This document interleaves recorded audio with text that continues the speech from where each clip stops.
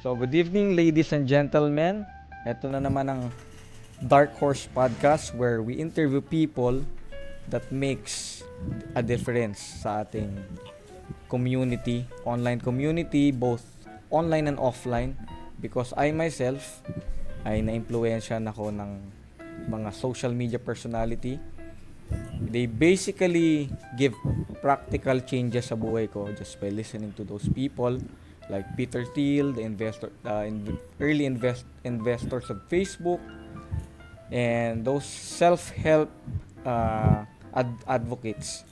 So, I just want to give back to the community yung mga nare-receive ko by interviewing such kind of people na kayang magbigay ng ambag sa buhay natin and could make a little difference.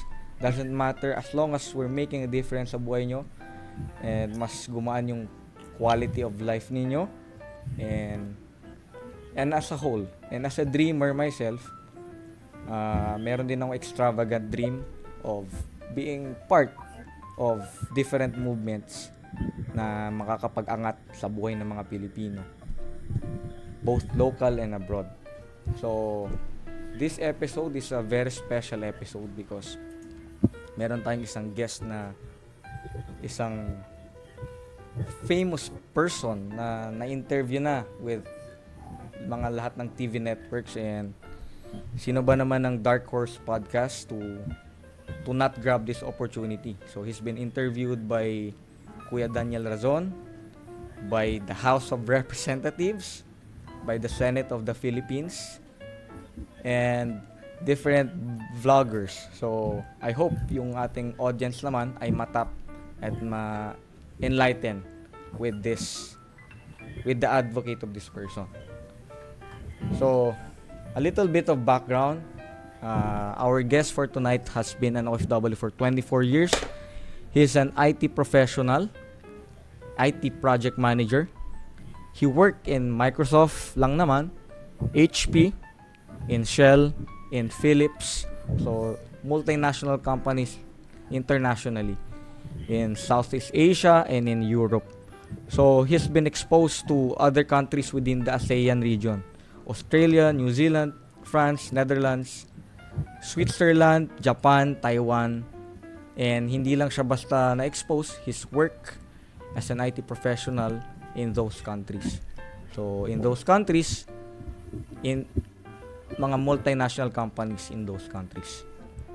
So alam niyo na siguro bakit siya kinuha ng Senate, bakit siya kinuha ng House of Representatives as a resource speaker for economic charter change.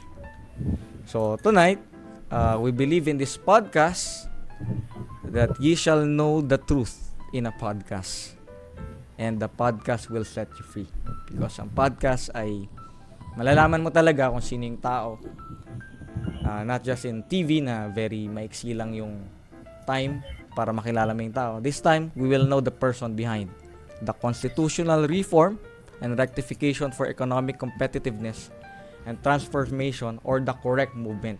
Dahil alam nyo naman, for the past 2 months, nagkakaroon na ng hearing about economic change in the 1987 Constitution. And nandito ngayon ang ating guest, the founder himself. Without further ado, Mr. Orion Perez, Dumdum. Come on up, sir. Right. All right. Hey, thanks again for having me on your show. So this is a very it's a very good opportunity for me to reach out to your audience, particularly your colleagues and friends, and your regular viewers and listeners. Such an honor, sir. So yan, hindi ko na patatagalin. Meron akong question, sir, just to warm us up.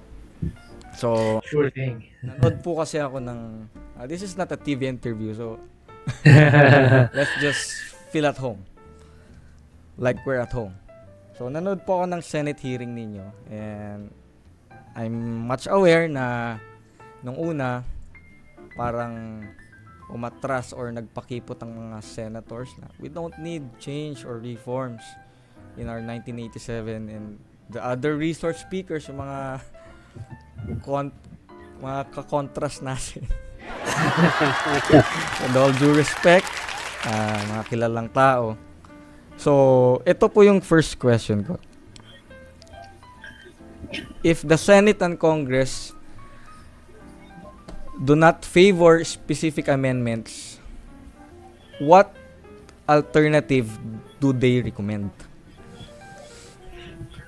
Well, hindi very clear kung ano yung mga sinasabi, no? Particularly yung Senate. Kasi I think I'd say the people from the lower house, no?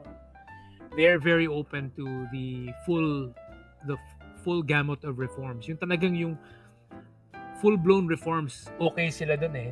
In fact, last 2023, last Revision, year, like 2023, revision, revision ng pinag-uusapan nila. They were in fact already saying, yung resolution na nilabas nila was, tara, let's call for a constitutional convention. Obviously, our recommendation is for economic constitutional reform. Pero if the constitutional convention delegates who will be elected, yun yung kanilang they feel that there are other things na kailangan ipasok, sila nang bahala dyan. So they were very willing, yung mga nasa lower house, no?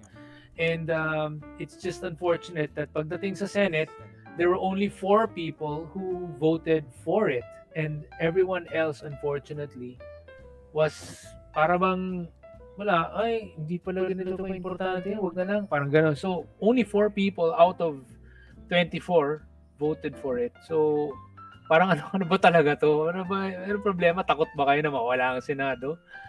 Ganun eh. Parang status quo lang yata ang gusto eh. Actually, sir, parang may nabasa akong quotation recently na hindi na hate yung kalaban natin ngayon. But we don't hate one another anymore. It's just we're indifferent to one another. Indifferent, apathetic, and wala na akong paki, di ba? Parang wala nang paki. Oo. Well, sir, ito parang to give them the benefit of the doubt. Is it baka they're not so knowledgeable about the effects of the 1987 Constitution, practical effects, sir, yung real life na impact nung mga dapat tanggalin sa 1987 Constitution. Could it be na hindi sila ganun ka-expose?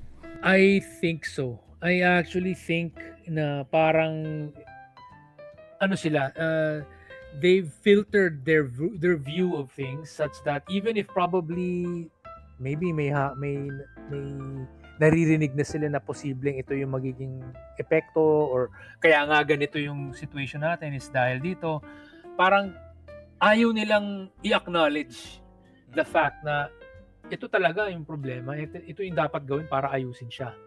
Because they probably really have this existential fear na mawawala sila.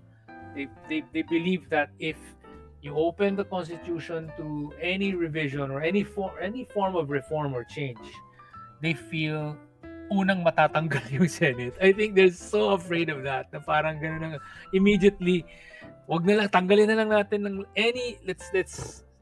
let's quash any suggestion of fixing it kasi that will lead towards the abolition of the Senate. Parang yan yata ang feeling nila. It's actually, sir, ironic eh. Kasi, di ba, we have the principle of check and balances intact.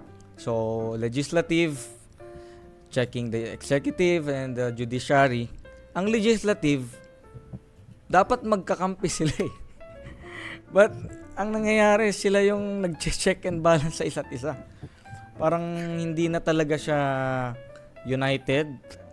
Gasgas na yung term na yun, but it's really divided talaga yung legislative natin. So siguro, would you agree na isa rin yun sa nagpapakomplika pa ng mga dapat ng i-amend?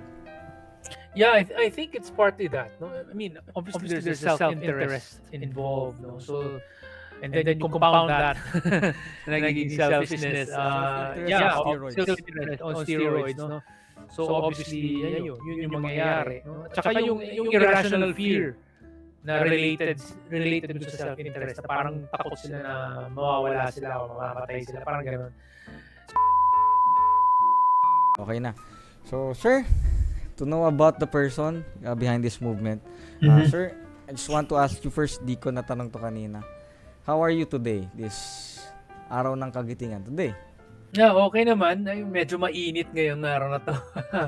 I think it was even hotter yesterday, I think. Pero yeah, medyo mainit.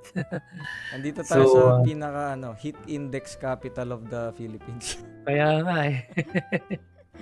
Number 1 ata tayo, sir eh. Mukhang nga. Buong Pilipinas. And yet, we're still here. Buhay pa rin tayo. And so, I just want to go back in time.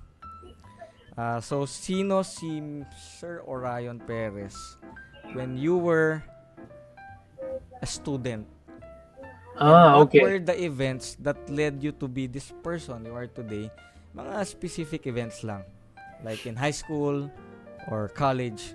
So, feel free to share. This is your night. Sige. Well, ganito yan, no? I'm half Cebuano. My dad is Cebuano and I'm half Tagalog. My mom is actually she has roots in Bulacan, no? So both her parents are originally from Bulacan, or at least have roots, strong roots and strong connections to Bulacan. So and I was born in Metro Manila. I was born in Quezon City. But then we moved to Cebu when I was grade 6. And it was there, that I really saw the need for federalism. Parang I was like wondering, teka lang, they actually speak a totally different language. You were grade 6 when you Yeah. realized these things? Yeah. I was grade 6 when I realized na parang, teka lang, bakit sila pinipwersang magsalita ng Tagalog? Hindi naman nila ginagamit talaga yan for everyday. I mean, like, the environment there was totally different from what I experienced when I was in Metro Manila. So, sabi ko, bakit sila napapwersa? And I could understand there was a bit of resentment towards Metro Manila. Na parang lagi na lang sila. But parang ganun. I could feel that, and I felt to myself, something's wrong. I mean, we have different languages. They're not even dialects. It was easy, I early on I saw that, number one, it's wrong to call them dialects. It's wrong to call Pangasinan a dialect, or Ilocano a dialect, or Cebuano a dialect. They're actually different languages. I felt, actually, when you talk about dialect, it's like saying Manila Tagalog versus Batangas Tagalog versus Bulacan Tagalog. That's dialect. Variation lang siya. But when you say Tagalog versus Cebuano versus Pangasinan versus Ilocano, they're different, because in a way generally don't really have mutual intelligibility. Iba talaga yung salita eh. Parang dinowngrade siya, sir. Parang gano'n. Dinowngrade, no? So ganon. And then I felt, bakit mali ito ah. We're being fed this wrong, this false narrative. And then I wondered, bakit sa states naka-federalism sila? They have these different states, and they have their like high level of autonomy between among the different states, whereas the Philippines, parang everything is all based on Metro Manila, and there's this like one size fits all mold being forced upon all the different provinces, no? Parang ganun naging feeling ko. And congestion. Oo. Tapos yun yung nangyari, na everybody has to go to Manila to find good jobs, etc. Well, by the way, sir, ito lang, curious lang ako. Sure. The BPO industry started in Cebu, correct? Actually, Metro Manila. Mostly Metro Manila. Yeah, Metro Metro Manila. But ako before with Sykes. And sabi niya, siya ang founder ng BPO industry in the Philippines. And na-found siya sa Cebu. I don't know. From what I know, a lot of it before was also in Metro Manila. So, but there probably were operations Baka in... lang siya, sir. 1 out of 50. Siguro, ganun. Yeah. Although proud lang siya na, okay, na-found kami sa Cebu. Kaya ganun niya minamarket yung company niya. But yeah, I guess so. Metro Manila pa rin ang center of the economy. Yes. Okay. Yes. So, the main center of the economy. So, did you join a particular student body, government, when you were in high school? Wala, well, I mean, I was active as the I became a writer in the school organ. So the school paper. I became editor in chief. I was features writer, became features editor, and then became editor in chief of my school paper in high school. Um, but essentially, I wasn't really so much into politics per se, but I was active. I was active in school, and I was very active in so many different things. And but I was talking about this whole like federalism thing just with friends. I wasn't preaching it to so many people, but I was talking about it with friends, and I was always asking this question. Why is everything in Metro Manila? Why is it that we don't have the same thing that the States has, where they have multiple economic centers? You don't have to all go to Washington, D.C. In fact, nobody really goes there for business. People go to either New York, people go to Los Angeles, or San Francisco, or Chicago, or Houston, or Seattle, or wherever else. Iba. Sir, I just so have to have a follow-up question. Sure. Hindi ka naging politician, but here you are. So, how did that happen to get from a private individual, an OFW, you were not even in the Philippines. Pero nasimulan mo ng i-build yung network and the influence. How did that happen? And ano yung, is it an intentional na, okay, step 1, papa-interview ako sa Bombo Radio. Step 2, like, planado ba siya? Hindi rin eh. Parang nangyari lang eh. I think yung nangyari talaga dito was I call it destiny.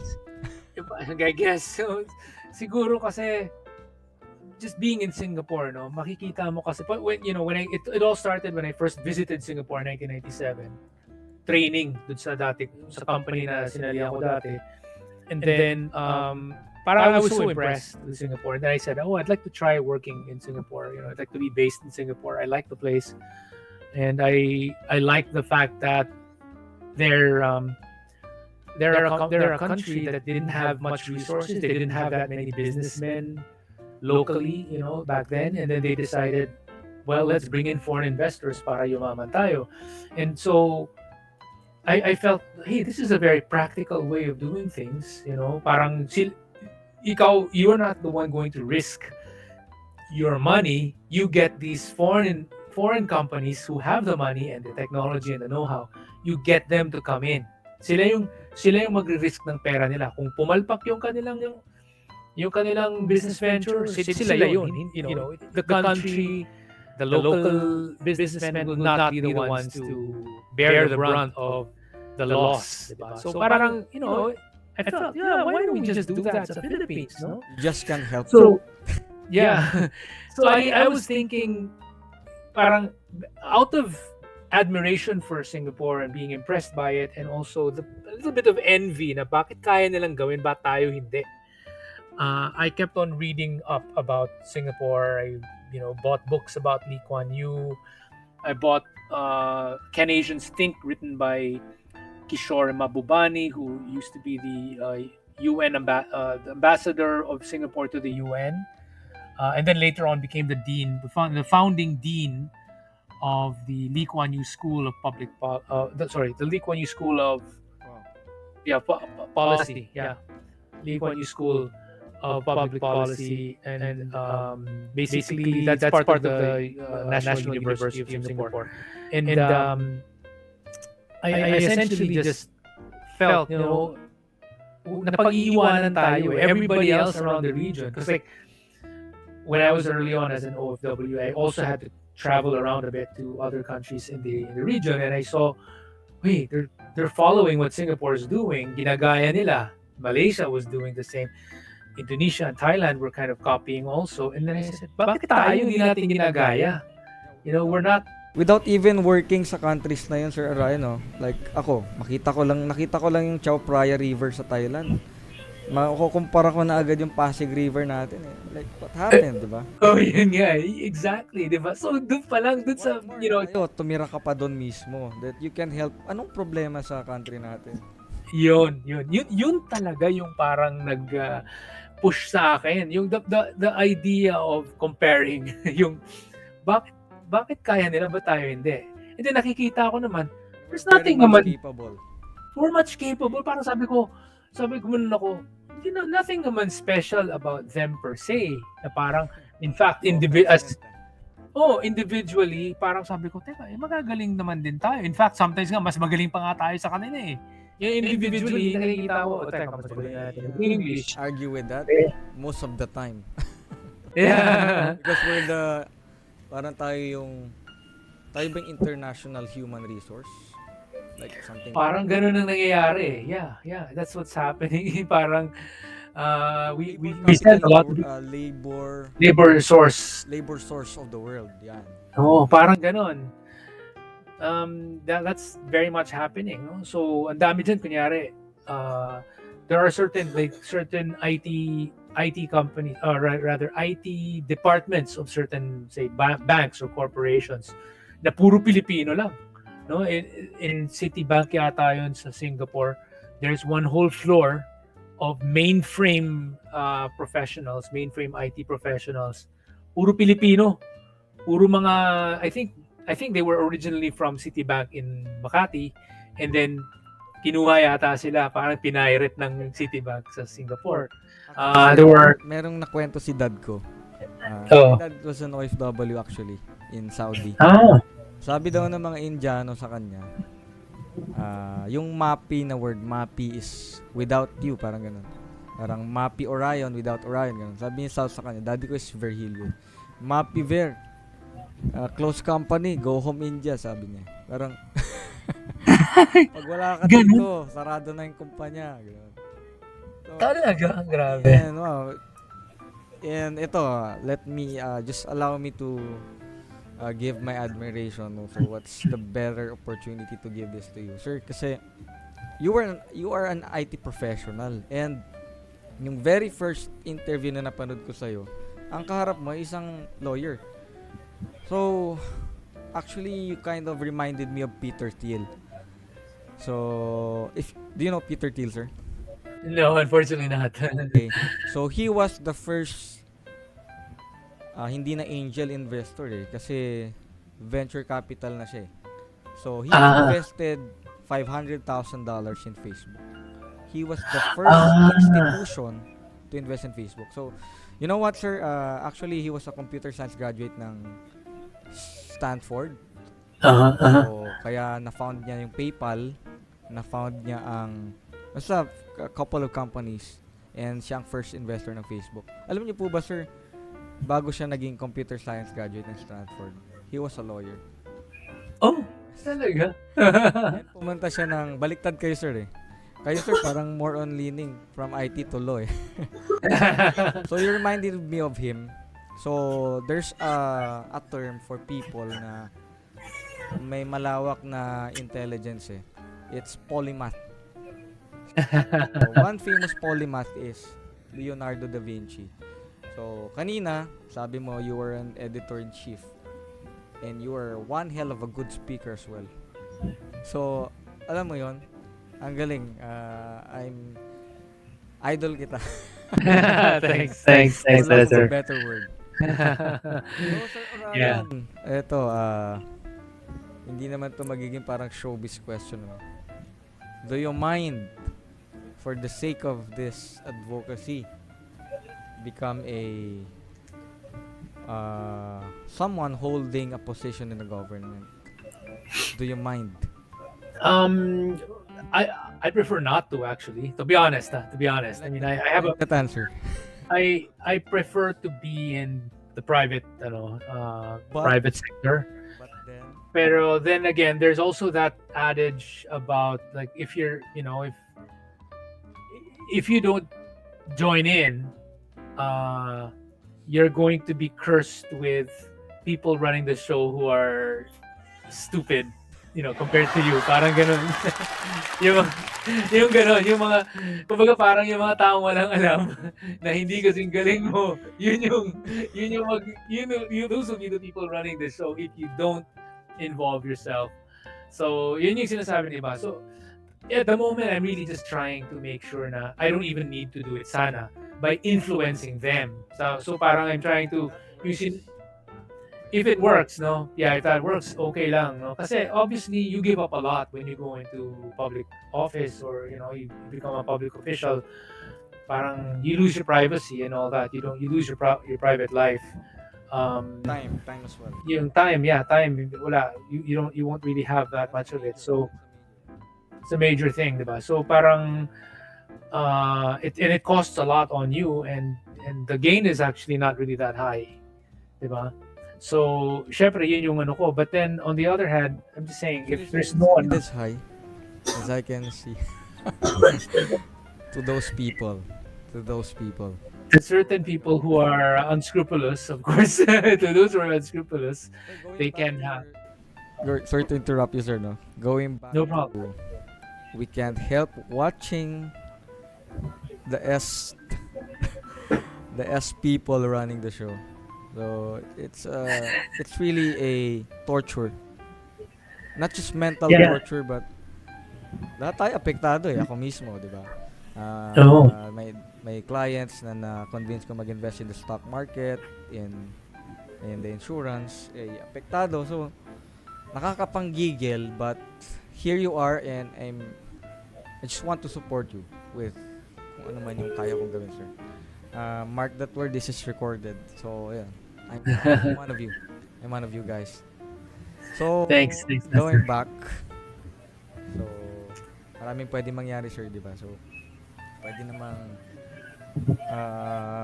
what if sir, remind mo ko, sir, ano na yung con ba yon, yung mag-elect ng mga magsusulat ng bagong constitution? Yes,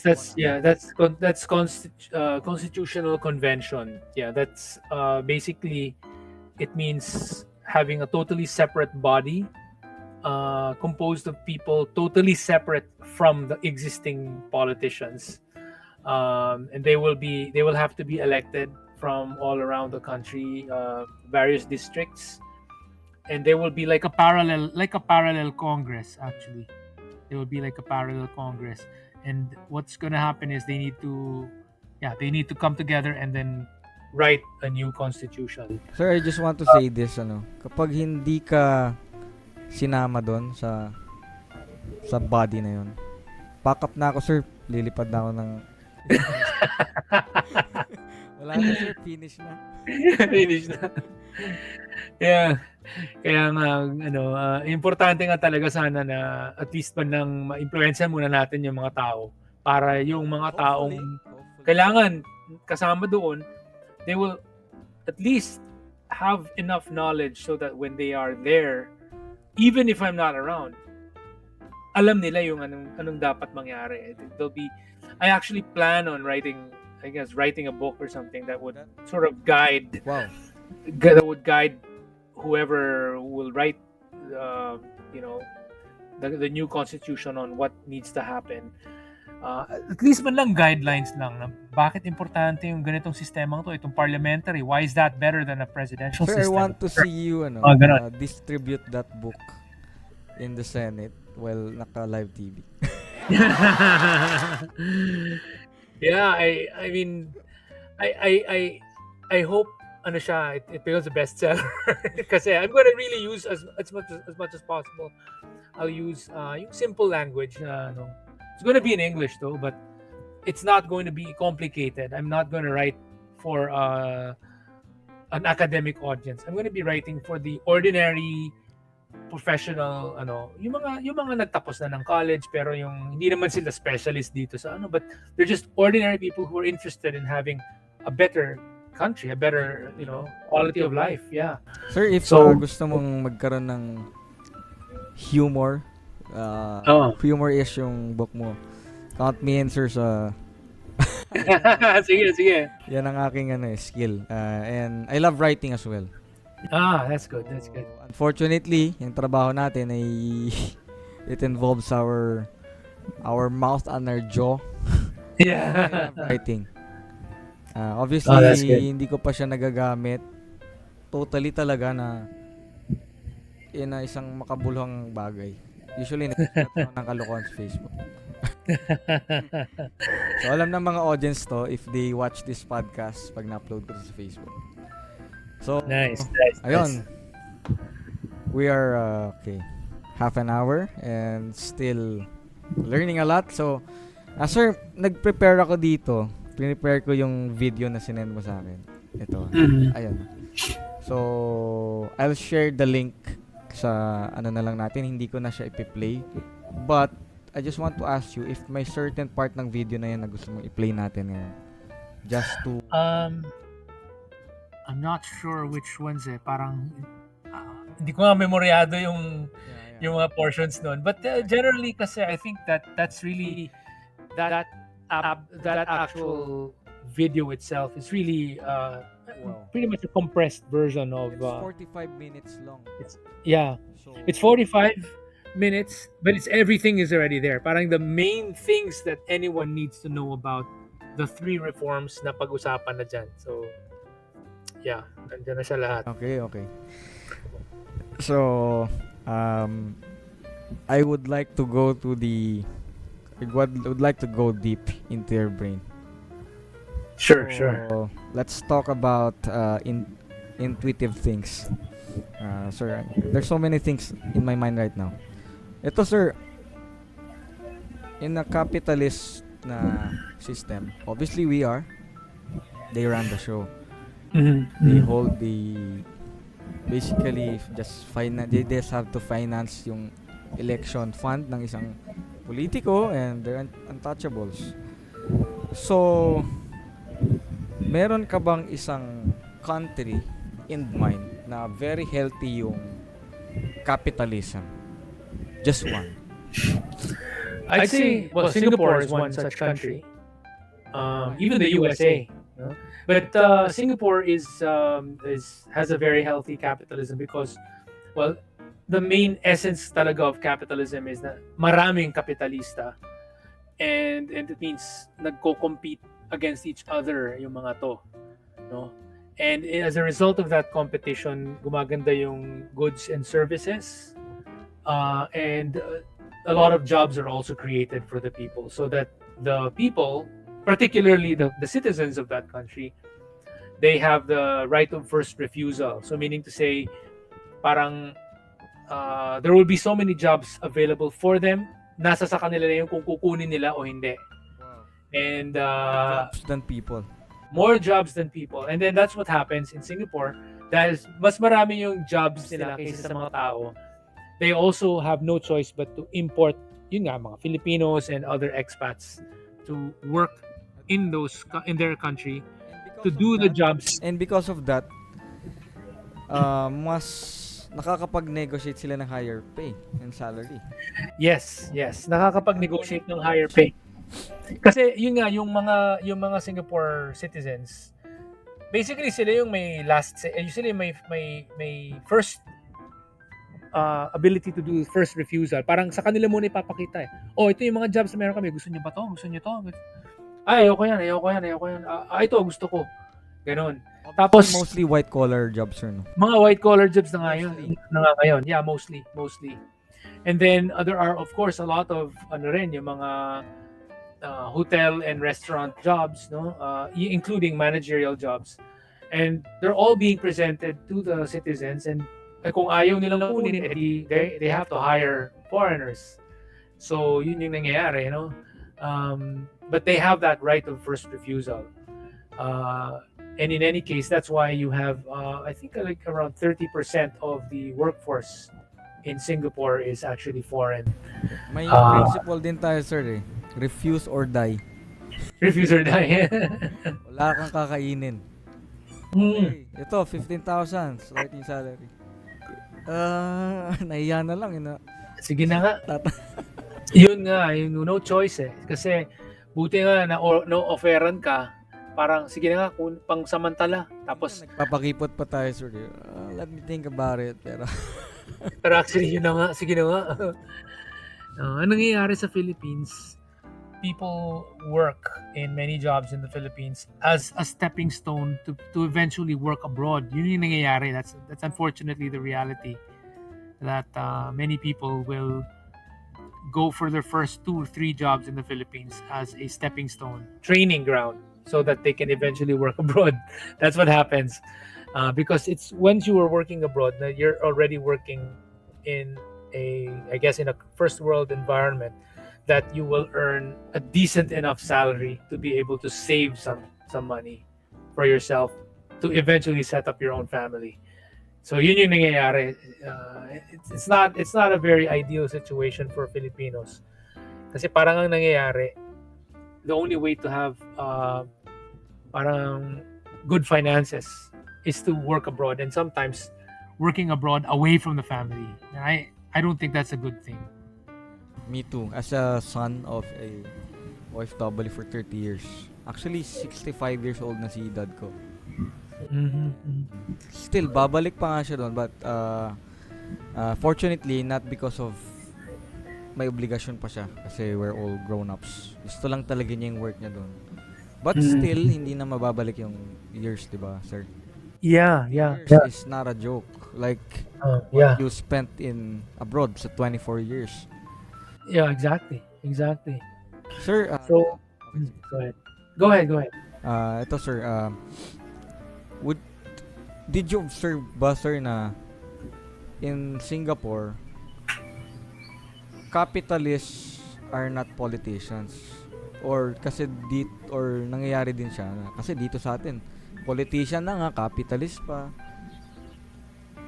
Sila na like the richest man in the Philippines right now, and you know that person. Diba, sir? Yeah, they're usually different. They're usually different. You're not allowed to be, well, basically they pay you well enough in Singapore to be a full-time politician when you reach a certain set of positions, so that you will no longer have these private interests. Parang ano ka lang, tuto ka lang talaga sa trabaho. Pero kaya nga ang taas ng sweldo nila sa Singapore. That's a brainchild of Lee Kuan Yew. Yes. Grabe. Sige, I will read those books na mga nire-recommend nyo about Lee Kuan Yew. Actually, isa sa mga subjects namin ng Singapore when I was in college in political science, which I'm thankful. So, sabi nga ng professor ko, sir, nag-aaral yung mga Singaporeans abroad. Pag graduate nila, they apply their talents in Singapore. Yes. Tayo nag-aaral dito, then we apply our talents abroad, which is kawawa talagang Pilipinas. Kaya nga sayang talaga yung nangyayari. Brain drain talaga ang nangyayari. Then you have, like, I mean, I've seen this a lot, no? Ang dami dyan yung mga scholar ng bayan, so mga taga-UP, iba dyan, intermed, alam mo yung UP na parang accelerated medical program. Ito mga talagang top na mga mga estudyante nung high school sila, and then they of course they're nakaano sila yung parang tawag nito, parang scholarship yung meron sila, and then they end up eventually moving abroad, working abroad. And sayang lang yung pagiging UP graduate nila, kasi the whole point of UP is they're supposed to give back to Philippine society, di ba? Nangyari, ang dami sa kanila, nasa States na, naging citizen pa, ganyan. Hindi, talagang, ang dami nawawala. May problema talaga yung sistema natin sa Pilipinas. Kaya, dapat talaga baguhin siya. There's something wrong with the way our economic system has been set up. Kasi, I mean, yun talaga yung batayan ng lahat. Yung economic performance talaga. That's, at the end of the day, that's the most important thing to look at. Bakit kulelat ang Pilipinas? So, let's start from there. Ano bang pwede nating ayusin? And the lowest hanging fruit is removing those anti-foreign direct investment restrictions. I mean, kitang-kita naman, tayo lang ang bansa na may ganyan eh. We're the only country, I think, in the world, if I'm not mistaken, that has numerical limitations against foreign direct investors inside the Constitution. Dapat nasa legislation lang dapat, para kung kailangan baguhin, di pwede mong i-tweak. If you need to add some special regulatory clauses or something like that, you can do that. But you put it in the Constitution, wala. Nakapako na kayo. Tapos hindi nyo naman pwedeng dagdagan ng mga specifics because a constitution is not supposed to be specific. It's supposed to be general. So, yun yung problema. Diba? Well, sir, this gets me most excited. Ano ko lang to, sir, extravagant dream ko lang. That we can have a Silicon Valley of our own here in Oh, yeah, yeah. So, eto sir, maraming inventions na pwede. Maraming minds and brains na kayang maggawa ng bagong application. Of course, meron naman na. Pero, ang nangyayari, hina-hire sila ng Google instead of founding my own company here in the country because of the hell that we are in. Hindi na, ayoko na. I just want an easy life, 'di ba? Di mo naman masisisi, sir, 'di ba? Hindi mo talaga sila masisisi. So, isa lang dapat natin sisihin at alam na ng audience kung sino 'yon. Sir, there's a quotation na naalala ko lang in college. Ito, just want to para hindi ako ma-plagiarize ano.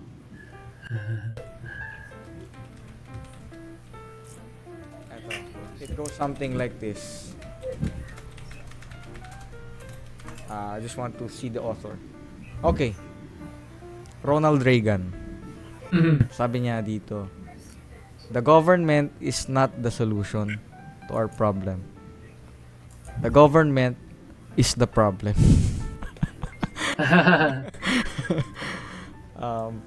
Well, America na yan, but what else can we say about the issue is actually, sir, hindi na tayo magpapaligoy, sir, pero politika talaga yung problema, sir.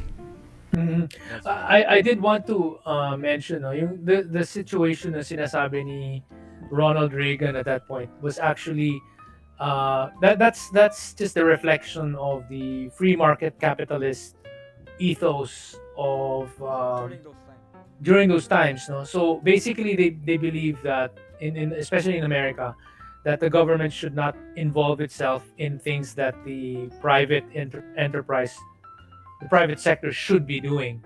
So business should generally be free from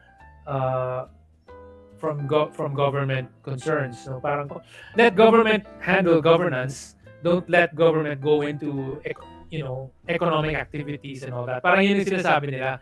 So really nice. Actually, sir, if you allow the government na makialam, yun na yung open door for all kinds of corruption na corruption and tyranny and all that. Yeah. Lahat na kasi okay, sige, kausap ko tong isang politician na to. Ipasara mo nga yan, like one company, maraming na politika, sir, na pinasarang company, like off the record ba natin to? like CAP, College Assurance Plan. So napilitan siya, actually Congress ba yun or Senate, na mag-file ng bankruptcy just because parang merong involved na competitor siya. Na actually the situation is meron siyang assets to pay those yung mga magka-college na, kasi college assurance plan is an educational fund. Pero in real estate. So nagkaroon lang siya ng mismanagement na too much real estate na hindi na siya liquid to pay. So sabi niya lang, give me more time to liquidate this real estate so I can pay those people, which is in fact capable naman talaga siya, but because of, alam niyo na, yung pakikialam, the corruption and na power ng politicians dito, sir, na grabe, sinong hindi madidismaya, di ba, na foreign investor na politika. Grabe, sir, actually nagtatawalan lang tayo and all, but we both know how deep is the problem really is. Similar yung nangyari dyan in the sense sa FedEx. It's also a competitor. Yeah, competitor ang cause nito. So in the case of FedEx was sabotaged by a local competitor na nasa courier industry din. Tapos nag-file ito ng complaint against FedEx na sabi sa court, bakit bakit nandyan yung FedEx? Bakit allowed sila na mag-operate? Yung pagiging courier is essentially public utility. Yung FedEx is American owned. It's majority American owned. Di ba kung public utility dapat yan? Nakatawag diyan, they're supposed to be only naka 60-40 sila. 40% lang dapat yung involvement ng Americans. Bakit lawyering, ganon? So nangyari doon, sinabi ng Court of Appeals, unconstitutional yung FedEx, because FedEx is supposed to be a public utility and they should not be American owned in the Philippines. Ginanon sila. So parang nasabotahe sila, and that's why FedEx eventually, like, they left the Subic operations and all that, all because of this. And in Singapore, pangit yung pangalan ng Pilipinas dun sa yung among the public, among the foreign investors community, kasi nga narinig nila yung story na yan. So pinagtatawanan nila yung Pilipinas, public utility? What you're calling FedEx a public utility? They're not. They're just a courier company. Hindi naman sila electric company, hindi sila water company, hindi naman, diba? Yun yung nakakatawa eh. So, itong constitutional restrictions na meron tayo, they actually are they're weaponized by certain vested interests to sabotage certain foreign investors. So, yun, walang gustong pumasok na nadi-discourage sila dahil doon. Sir, kailangan ata natin ng episode 4. Kaya na, Okay, sige. Sir, do you have a few good things to give? Meron ka bang at least, we want to hear a practical advice to millennials and Gen Zs habang ngayon, habang hindi pa nare-reform yung, let's be honest, this will take time pa, and hopefully mag-succeed tayo. What advice would you give them? Well, one thing I'd say is dapat yung mga tao, let's be more practical minded, more pragmatic. Huwag tayo masyadong ideological. So would you recommend going abroad still during this time? Well, the practicality is there, that if you are able to find a good paying job, a job where you can learn and it's abroad, then yes, go ahead and take it, But make use of the chance to really learn as much as you can from your stint abroad, because you're not just there to learn, to earn, but you're also there to learn. So hindi lang earning but also learning. More important nga siguro paminsan yung learning kasi yung learning na yun magagamit mo yun to also make more money later on, and also to spread the word. So yun. So if mag-abroad sila ngayon, what can they do to support our movement? Like simple things you wish to request our audience. Well, wherever they are, whether they're here or they're abroad, just keep on spreading the word. So meaning, whatever kaya nga that's the way we set up the correct movement that you will be able to do it wherever you are. So kahit nasa labas ng bansa, may Facebook maging sino ka man. Maging sino ka man, kahit saan ka man, you're able to post naman sa Facebook or social media. You're able to send links to other people. You're able to send videos to other people. You can basically educate others by just sharing articles, sharing videos that can present the facts to other people so that they learn about them and know more about what needs to be done. So yun lang. I think that's the most important thing. It's really yung information dissemination. Kasi one of the biggest things I've noticed talaga is yung how mainstream media in the Philippines has generally been so biased against constitutional reform. Parang nabe-brainwash yung mga ordinaryong Pilipino na kumontra against it. And so we, ordinary citizens, we have to be the ones to prevent this false brainwashing from happening. Nice. by teaching other, Reverse. uh, teaching and educating other Filipinos about what really is necessary para maayos natin ang problema ng Pilipinas. And eventually, maging first world country din tayo. Or at least man lang na doon tayo on track to becoming eventually a first world country. And vote for Sir Orion Perez. Wala pa yan. Matagal eh. Mas importante muna yung we get people to Spread the word. to vote for constitutional reform. Kasi eventually, I think, And this vote for the reform politicians or the senators who are who will make it happen, who will push for these reforms to happen. amen. So, Amen. yeah, remember there's going to be a plebiscite, no? Pag natuloy talaga yung right now the House of Representatives already has approved the measure to fix the Constitution's economic restrictions, to either lessen them or remove them altogether. Now, hinihintay na lang natin yung Senado. No? After all that, magkakaroon pa ng plebiscite. And we need to win. We need more yes to come out of the ballots rather than no. So gusto natin na maging, kung pwede nga, 80% Landslide. yes. Diba, landslide dapat. 80% yes. Like what happened to President Duterte. Yeah, parang gano'n, di ba? So we want a landslide. So we have to really, as much as possible, as early as now, we're already campaigning for a yes vote. Like, yes, we need to change the Constitution. We need to fix it.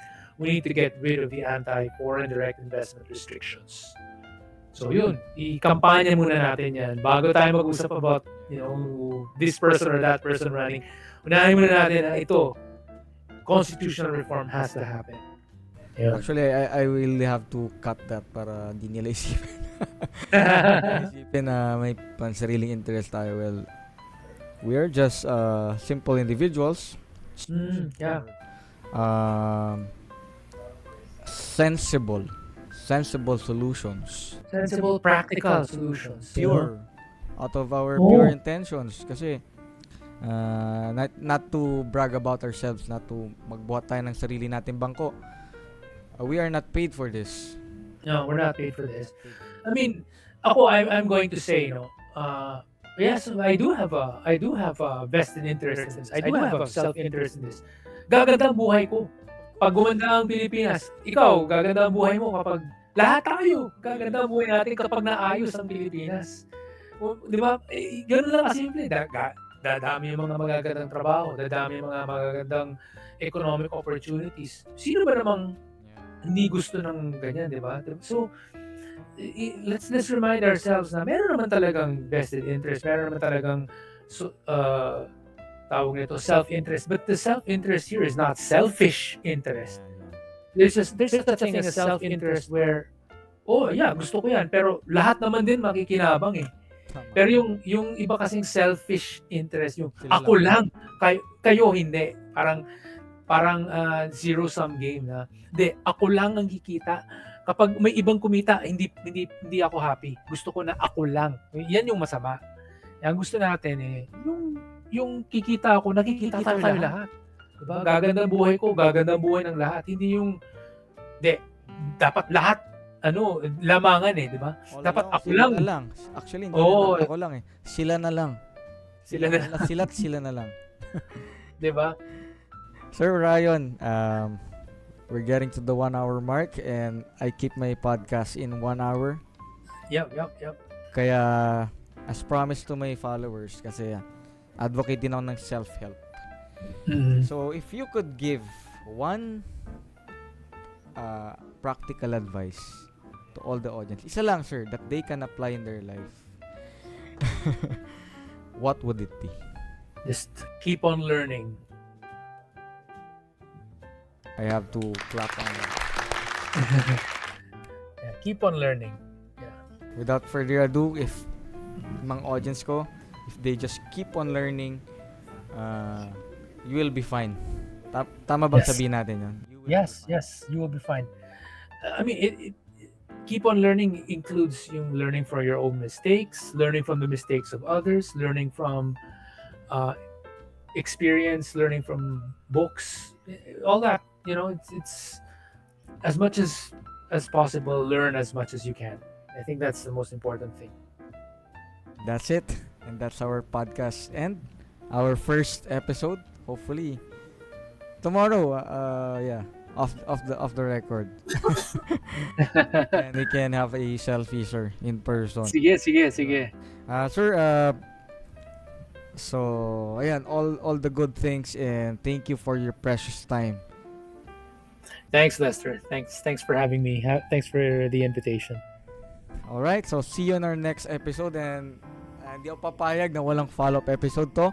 As we go along, pag nagkaroon tayo ng results with what we do in the Senate, and ongoing pa rin yan, nasa bakasyon pa lang sila ngayon, and let's see. Any words, sir, to promote the correct movement, promote your channel and everything? Sure. Well, guys, go check out the website, which is correctphilippines.org. No? Marami kaming mga resources doon. We have a lot of articles. We have a lot of white papers and dissertations that were written by professors, PhDs, basically all these international researchers.